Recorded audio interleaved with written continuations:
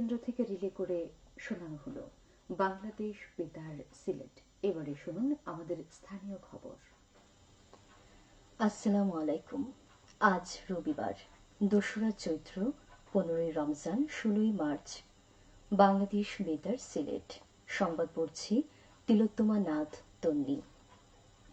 Vitamin A খাওয়ান, শিশু মৃত্যুর ঝুঁকি কমান।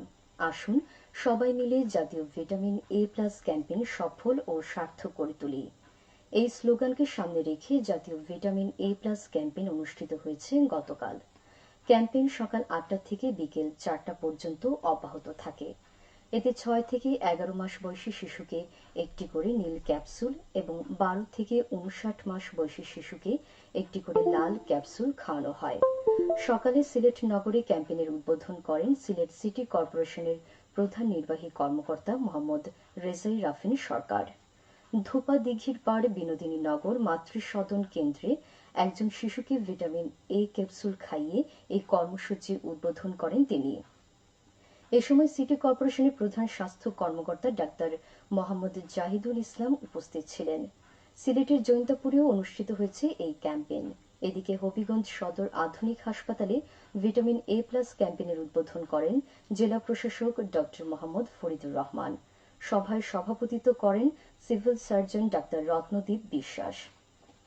এ সময় একযোগে জেলার সকল উপজেলা ও পৌরসভায়ও এই কার্যক্রম শুরু হয়। মৌলভীবাজার পৌরসভা টিকাদান কেন্দ্রে ক্যাম্পেইনের উদ্বোধন করেন জেলা প্রশাসক মোহাম্মদ ইসরাইল হোসেন। এ সময় জেলার civil surgeon doctor Mamunur Rahman সহ স্বাস্থ্য বিভাগের ঊর্ধ্বতন কর্মকর্তাগণ উপস্থিত ছিলেন। সুনামগঞ্জের শান্তিগঞ্জ উপজেলার স্বাস্থ্য কমপ্লেক্সে জাতীয় ভিটামিন এ প্লাস ক্যাম্পেইন উদ্বোধন করা হয়। ক্যাম্পেইনের উদ্বোধন করেন জেলা সিভিল সার্জন জসিমউদ্দিন শরীফী।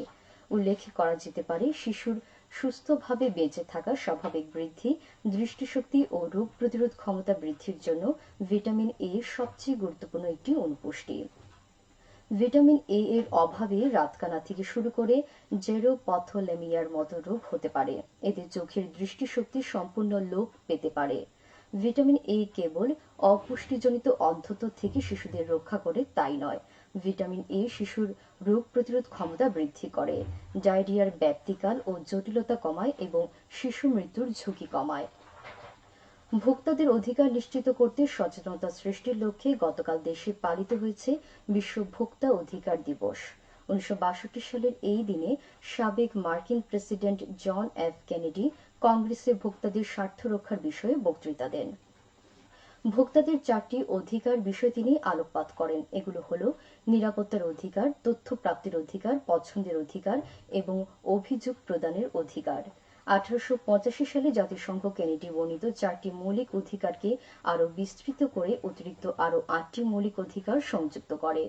কেনেডির ভাষণের দিনকে স্মরণীয় করে রাখতে ১৫ই মার্চ বিশ্ব ভোক্তা অধিকার দিবস হিসেবে বৈশ্বিকভাবে পালন করা হয়। এ উপলক্ষে র্যালি ও আলোচনা সভা অনুষ্ঠিত হয়েছে গতকাল মৌলভীবাজারে। কালেক্টরেট প্রাঙ্গণ থেকে বের হয় সচেতনতামূলক বর্ণাঢ্য র্যালি। পরে কালেক্টরেট সভাকক্ষে অনুষ্ঠিত আলোচনা সভায় প্রধান অতিথি ছিলেন জেলা প্রশাসক মোহাম্মদ ইসরাইল হোসেন। গতকাল ছিল ১৫ই মার্চ বিশ্ব পঙ্গু দিবস। বিশ্বের বিভিন্ন দেশের সঙ্গে প্রতি বছরের মতো এই বছরও বাংলাদেশে দিবসটি পালিত হয়েছে। পঙ্গুত্বের অন্যতম কারণ দুর্ঘটনা। দুর্ঘটনায় দেশে কত মানুষ পঙ্গু হন তার নির্দিষ্ট তথ্য নেই, তবে ধারণা করা হয় যত মানুষ দুর্ঘটনায় মারা যায় তার দ্বিগুণ মানুষ দুর্ঘটনায় পঙ্গু হন। দুর্ঘটনা ছাড়াও আরও নানা কারণে মানুষ পঙ্গু হন। তামাক ব্যবহারের কারণে বছরে ৪ লাখের মতো মানুষ পঙ্গু হয়ে যায়। স্ট্রোক করেও বহু মানুষের শরীরের এক পাশ অবশ হয়ে পঙ্গু হয়ে যায়। পঙ্গুত্বের আরেকটি বড় কারণ আর্থ্রাইটিস। এছাড়া multiple sclerosis, motor neuron disease, Bell's palsy, spina bifida, tick paralysis এবং লাইম ডিজিজের কারণে মানুষ পঙ্গু হতে পারে। খেলার খবর ক্রিকেট। বাংলাদেশ ক্রিকেট বোর্ডের গেম ডেভেলপমেন্ট কমিটির ব্যবস্থাপনায় অনুষ্ঠিত প্রাইম ব্যাংক জাতীয় স্কুল ক্রিকেটে সিলেট বিভাগীয় পর্যায়ে চ্যাম্পিয়ন হয়েছে Syed Hatem Ali school and college. বিভাগীয় পর্যায়ের ফাইনালে গতকাল হবিগঞ্জ জেলা champion GK and HK high স্কুলকে ৪ উইকেটে হারিয়েছে সিলেট জেলা চ্যাম্পিয়ন। হবিগঞ্জ আধুনিক স্টেডিয়ামে বিভাগীয় রাউন্ডে অংশ নেয় ৪ জেলার ৪ চ্যাম্পিয়ন স্কুল। ফাইনালে মুখোমুখি হয় Sylhet champion Syed Hatem Ali school and college ও হবিগঞ্জ জেলা champion GK and HK high school. ম্যাচে সৈয়দ হাতেম আলী স্কুল অ্যান্ড কলেজে 4 উইকেটে জয়লাভ করে। জবাবে 120 রানের লক্ষ্যে খেলতে নামে Syed Hatem Ali school and college 27 ওভারে 6 উইকেট হারিয়ে শিরোপা নিশ্চিত করে। ফুটবল। দেশের ফুটবলে প্রবাসী খেলোয়াড়দের অন্তর্ভুক্তির ধারাবাহিকতায় এবার জাতীয় দলে যোগ দিয়েছেন ইংলিশ প্রিমিয়ার লিগের খেলোয়াড় হামজা দেওয়ান চৌধুরী। 25 মার্চ ভারতের বিপক্ষে এশিয়ান কাপ বাছাই পর্বের ম্যাচে বাংলাদেশের জার্সিতে অভিষেক হবে ডিফেন্সিভ মিডে খেলা এই ফুটবলারের। তিনি 17 মার্চ দেশে আসবেন। এই দিন সিলেট হয়ে হবিগঞ্জ যাবেন। সিলেটে তাকে স্বাগত জানাবেন ফুটবল ফেডারেশনের নির্বাহী সদস্যগণ। হামজা ঢাকা পৌঁছাবেন এই মাসের 19 তারিখ। সেহরি ও ইফতারের সময়সূচি। সিলেট ও পার্শ্ববর্তী এলাকায় আজ ইফতার সন্ধ্যে 6:05 এবং আগামীকাল সেহরির শেষ সময় ভোর 4:41। সবশেষে আবহাওয়া। আজ বেলা 1টা পর্যন্ত পূর্বাভাসে বলা হয়েছে সিলেট সহ পার্শ্ববর্তী এলাকার জন্য কোনো সতর্ক সংকেত নেই এবং কোনো সতর্ক সংকেতও দেখানো হবে না। আজ সিলেটে সূর্যোদয় হয়েছে 6টায় এবং সূর্য অস্ত যাবে সন্ধ্যে 6:02।